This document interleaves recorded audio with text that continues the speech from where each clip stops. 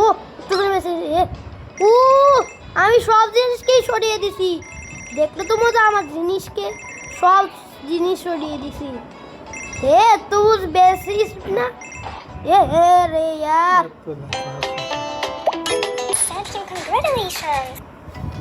এই যে এসে গেছে, ও আমার এসে গেছে খালি।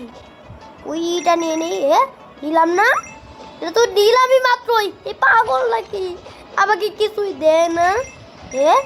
তাড়াতাড়ি এসে গেল, এটা তো নিতে হবে। একটু যদি বেঁচে গেছিলাম, তাহলে না মরতাম।